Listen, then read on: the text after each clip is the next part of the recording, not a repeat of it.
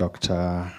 Zainu Umar, the UNDP Resilience Hub Director, Ms. Suzanne, who is joining virtually, Ms. Songi, the Deputy Director for COICA, and Acting Director, I think I got that right, and the smiling gentleman from IGAD, Center of Excellence and Preventing and Countering Violent Extremism, experts and implementing partners, distinguished guests, ladies and gentlemen, good afternoon once again. I know this has been quite an interesting journey. I remember the initial conversations that we were having with the UNDP team, led by Anthony, and the team from COICA, trying to put something together that would advance the various efforts that we've been trying to work on towards addressing the challenge. And when I read and look at our hashtag, or basically what you're calling Brace for Peace, we continue to build resilience and empower communities for the sake of peace. And I want to appreciate every player who has made this, or who has been involved in this process, particularly the individuals from the 3 countries that are part of this program. That is Somalia, South Sudan, and Kenya. So allow me to take this opportunity to welcome all of you and to also extend my sincere gratitude to all the participating countries, the regional organizations, and international partners for your commitment to addressing the critical challenges that are posed by violent extremism. Your presence here underscores the shared responsibility and collective determination that we have to tackle one of the most pressing security threats that we face, not just as a region, but also globally. Today marks a significant milestone in our partnership towards lasting peace and development, and I'm honored to be invited by the UNDP team to be part of this important launch. As you may know, as a country, we have had we've been a long and strong advocate for peace, and we have consistently prioritized development over conflict. And despite our special status, where we have comparatively maintained peace and stability more effectively than a number of our neighbors within the Eastern Horn of Africa, we still face our own share of challenges on a day-to-day basis. In certain regions of our country, including the capital, we have regrettably witnessed occasional extremist activities. Just a few meters from here, we had the Westgate terror incident a few years back. In the north, we had the case at Garissa University. At the coast, there is Lamu, there is Beketoni, and still at the capital, we also had the Dusit experience. And most recently, the Shakahola tragedy in the coast in Kilifi County. And all this underscores the persistent threat of religious motivated violence in our nation. And it's always easy to look at it from more or less as an Islamic challenge. But if you think about the Shakahola spectacle that we are actually still dealing with, it tells you that what motivates us in the name of religion actually doesn't have boundaries, and it's not just confined to one particular set of religion. Now, these occurrences have not only led to devastating losses, but have also left us in a perpetual state of heightened security and anxiety. In the case of Shakahola, you have those who are very vulnerable, and those who actually were most affected were women and children. And they're the most vulnerable, and in our efforts to build resilience within our communities and to empower people, a lot of focus needs to be targeted at the most vulnerable amongst us. Moreover, the competition for natural resources and border disputes, especially in our arid and semi-arid regions, has similarly been a source of extremism. In these areas, pre-existing grievances are often exploited by extremist groups to further their own agenda.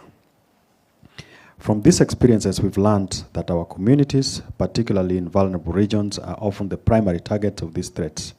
And we've also come to understand that social cohesiveness and peace cannot be enforced.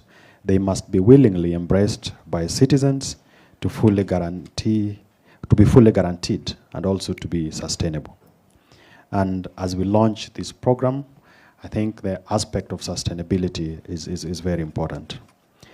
Kenya's journey on domestic peace building has accelerated in the past 2 years. In March last year, His Excellency President Ruto initiated a comprehensive evaluation of our peace building architecture, demonstrating the commitment to tackle the dynamic challenges related to peace, security, and social cohesion. And this we were able to work on with our partners, UNDP being one of them. The Ministry of Interior and National Administration appointed a team of independent panel of advisors comprising of 13 distinguished Kenyan peace builders to spearhead the national dialogue and formulate what we term the new agenda for peace in Kenya. While acknowledging the valuable contributions of existing peace mechanisms, the new framework identifies persistent conflict triggers and emerging pressures such as violent extremism. It highlights varying risks across different regions that contribute to radicalization and the escalation to violent actions.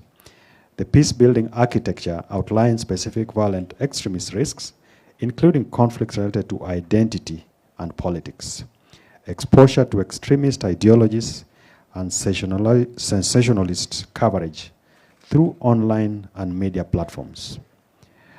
And this has become a new frontier for propagating extremism based on what people either believe or what people perceive as what would be areas of grievances.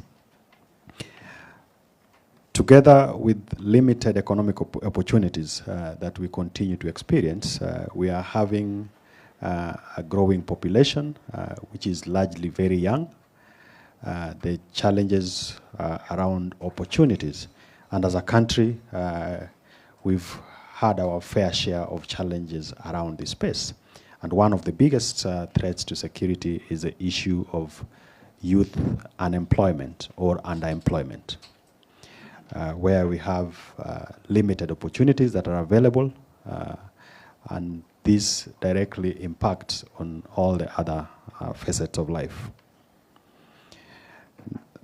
So this launch, ladies and gentlemen, therefore presents a valuable opportunity for us to take stock of our achievements, to assess the challenges that lie ahead, and chart a course of action that aligns with the new peace-building architecture in the context of our country. And it will also enable us to effectively address the root causes of violent extremism. Our country recognizes the crucial need to strengthen our national legal and institutional frameworks, enhance our border controls, and also to be able to promote regional cooperation. We realize that effective implementation of these measures requires more than just local efforts.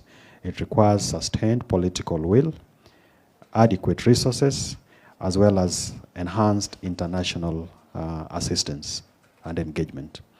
Our experience has revealed that the risks we face are not unique to just us as a country, but are common globally. Hence, we want to leverage on the collective security framework outlined in the UN Charter to address these threats effectively. We are grateful for the support provided by our international partners in this regard, and we recognize the important role that all of you play in helping us address the challenges of violent extremism. Let me conclude by encouraging all agencies here to engage with government institutions, including the National Counter-Terrorism Center, which coordinates efforts to prevent violent extremism, and the National Steering Committee on Peace Building and Conflict Management under the State Department for Internal Security and National Administration, which I head, which works to promote peace and prevent conflicts across the communities. Likewise, our network of over 500 community-driven peace committees, which integrate traditional dispute resolution involving elders, women, youth, and interfaith leaders. Kenya remains committed to promoting peace and security, and we will continue to work tirelessly towards achieving this goal, both domestically, regionally, and internationally.